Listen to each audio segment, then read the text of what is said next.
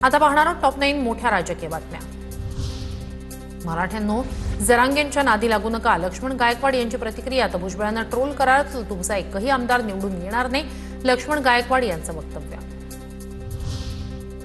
बिहार निवडणुकीसाठी मुख्यमंत्री फडणवीस मैदानात। बेगुसराय आणि पटना साहेब मधील प्रचारात फडणवीस सहभागी। बिहारमध्ये एनडीएचं सरकार येणार, फडणवीसांकडून विश्वास व्यक्त।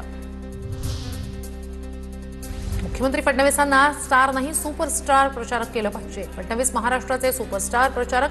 बिहारमधील प्रचारकांच्या फडणवीसांच्या समावेशावरून राऊतांच्या कानपिचक्या, तर बाकी सगळे स्टार असतील, फडणवीस सुपरस्टार, राऊतांची टीका। संजय राऊत हे महाराष्ट्राचे लूजर स्टार। आजपर्यंत सगळ्या निवडणुका हरण्याचं काम राऊत आणि ठाकरेंच्या सेनेचं झालंय। फडणवीसांच्या बद्दल उत्तर देताना नवनाथ बन यांचं प्रत्युत्तर। उद्धव ठाकरे आणि राज ठाकरे अनेक महिने एकत्र काम करतायत। ठाकरे बंधूंना एकत्र येण्यापासून कुणीही रोखू शकत नाही, संजय राऊतांचं वक्तव्य। तमविया कायम आहे, कोणताही तडा गेलेला नाही, राऊतांची प्रतिक्रिया। नरेगावात आलो की अनेकांना पोटदुखी होते, पोटदुखी होणाऱ्यांसाठी बाळासाहेब ठाकरे मोफत दवाखाना सुरू। उपमुख्यमंत्री शिंदेंचा टोला।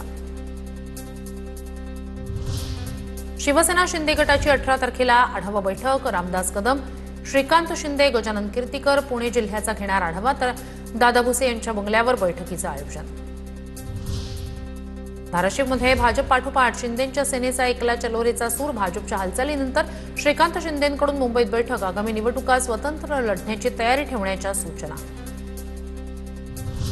भाजपमध्ये मेगा भरती सुरू। सोलापुरातील 4 माजी आमदार भाजपमध्ये प्रवेश करणार। दोन्ही राष्ट्रवादीसह शिंदेंच्या सेनेतील नेत्यांचा भाजपमध्ये पक्षप्रवेश होणार।